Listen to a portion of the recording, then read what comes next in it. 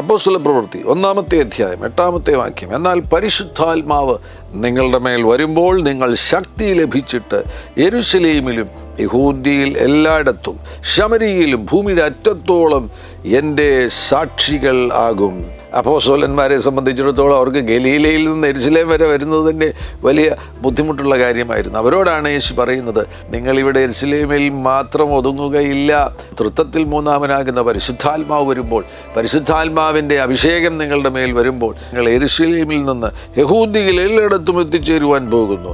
പിന്നെ നിങ്ങൾക്കൊട്ടും ഇഷ്ടമില്ലാത്ത അന്നത്തെ നാളുകളിൽ അയിത്തമുള്ള ശമരിയിൽ നിങ്ങൾ എത്തിച്ചേരാൻ പോകുകയാണ്. മാത്രമല്ല, ശമരിയിൽ നിന്ന് ഭൂമിയുടെ അറ്റത്തോളം എൻ്റെ സാക്ഷികളാകും. ആ ഒരു വലിയ ദൈവിക ദൗത്യമാണ് അവിടുന്ന് നമ്മുടെ മേൽ പകരുന്നത്. പരിശുദ്ധാത്മാവ് വരുമ്പോൾ പരിശുദ്ധാത്മാവ് നിങ്ങളെ ഒരു വലിയ വിശാലതയിലേക്ക് കൊണ്ടുവരുവാൻ ആഗ്രഹിക്കുന്നു. ഒരു വികാസത്തിൻ്റെ അഭിഷേകം തന്നെ ഓരോരുത്തരുടെ മേലും സംഭവിക്കുന്നു.